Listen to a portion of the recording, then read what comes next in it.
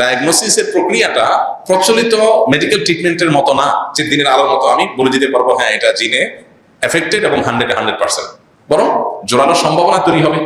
বিভিন্ন আলামত দেখে প্রমাণ হবে যে হ্যাঁ এই লোকটা জিনের দ্বারা এফেক্টেড হয়েছে বা ব্ল্যাক ম্যাজিক দ্বারা এফেক্টেড হয়েছে, এটা আলামত দেখে বলা যাবে।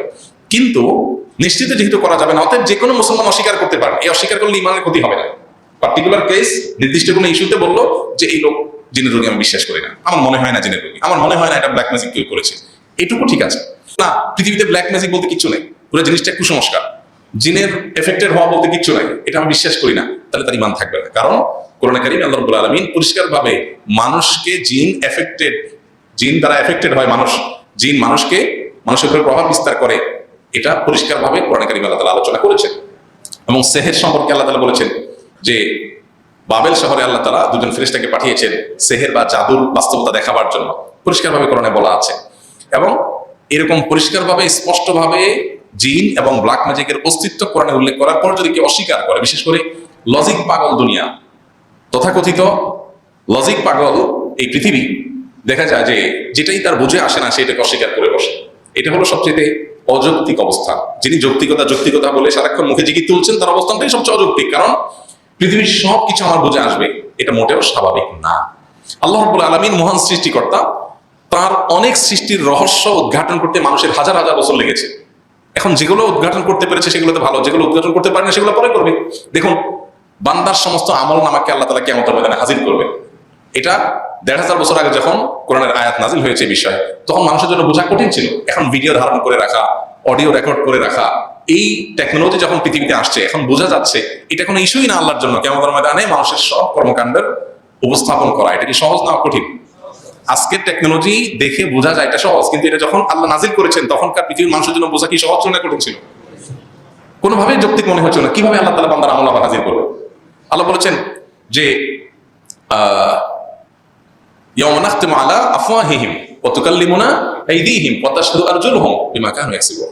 সেদিন মানুষের মুখ বন্ধ করে দেওয়া হবে, মুখ দিয়ে কোনো বাক্স বা কোনো বাকশক্তি তার থাকবে না, মুখ দিয়ে কথা আসতে পারবে না, কিন্তু তার হাত কথা বলবে, পা কথা বলবে। এই জিনিসটা এখনো আমাদের বুঝে আসছে না, হাত পা আবার কিভাবে কথা বলবে।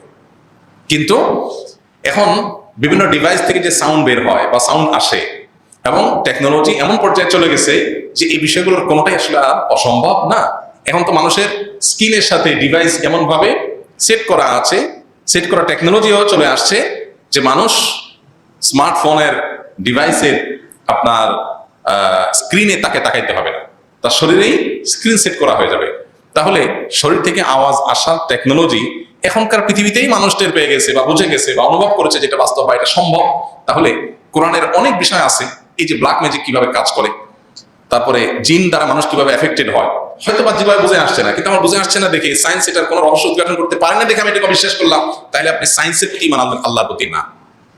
তাহলে ইমান থেকে খারিজ হয়ে যাবে নিজের অজান্তে। অনেক ভাইরা আছেন নামাজ কালাম পড়েন এবং বলেন উনি নিজেকে মনে করেন অনেক স্মার্ট, উনি অনেক সচেতন, উনি অনেক আধুনিক, উনি অনেক বিজ্ঞান মনস্ক, উনি কুসংস্কার থেকে দূরে। ঠিক আছে, কুসংস্কার থেকে অবশ্যই দূরে থাকতে হবে, ইসলাম আমাদেরকে কুসংস্কার ধারে কাছেও যেতে বলে না। কিন্তু যেটা কোরআন এবং হাদিস বলেছে সেটা পৃথিবীর সবচেয়ে বড় সত্য, এর চেয়ে বড় সত্য পৃথিবীতে হতে পারে না। কিয়ামত তো নিকটবর্তী হবে, এই সত্যের উপরে প্রলয় পড়ে যাবে, ধোঁয়াশার মধ্যে পড়ে যাবে, এটাকে ফিতনা বলা হয়। এই সত্যটা সত্য, এটা উদ্ঘাটন করতে কষ্ট হবে। এই জন্য এই ফিতনা থেকে বাঁচার উপায় হলো আমান্না সাল্লাম না, কোরআন হাদিসে এসছে আমি বিশ্বাস করেছি, বাস, আর কোনো কথা নেই। তাহলে জিন এবং ব্ল্যাক ম্যাজিকের অস্তিত্বকে যদি কেউ টোটালি অস্বীকার করে, তাহলে সে নিজেকে মুসলমান দাবি করা কঠিন।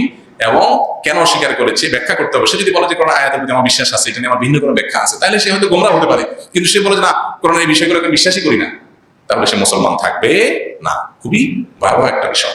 অনেকেই আছেন পৃথিবীতে এই ফিতনা এগুলোতে পতিত হয়ে ঈমান হারা হয়ে যাবে। ওই যে নবী সাল্লাল্লাহু আলাইহি ওয়াসাল্লাম বলেছেন পৃথিবীতে আখিরি জামানাতে কি আসবে, ফিতনা আসবে। রাতের অন্ধকারের টুকরো যেরকম ছেয়ে যায়, গোটা পৃথিবীকে ফিতনা এরকম ছেয়ে যাবে। এটা একটা ফিতনা বলতে পারে, যে সবকিছু মানে মানুষ লজিক দিয়ে বোঝার চেষ্টা করে, যেটা তার লজিকে বা যুক্তিতে ধরে না ওইটা সে অস্বীকার করে বসে। এটা একটা ফিতনা। অতএব এই ফিতনায় হাজার হাজার লাখ মানুষ হয়তো বেঈমান হবে, কিয়ামত যত নিকটবর্তী হবে আরো ফিতনা হবে, ঈমান উপর টিকে থাকা কঠিন হবে। এই জন্য এই ফিতনা সংকুল সময়ে আমরা দেখবো আল্লাহ বলেছেন এটা প্রমাণিত কিনা, রাসূল বলছেন প্রমাণিত কিনা, ব্যাস দ্যাটস ইট। আমার কিছু দরকার নেই, আমি পরিপূর্ণ ভেতর থেকে স্বীকার করে বিশ্বাস করি।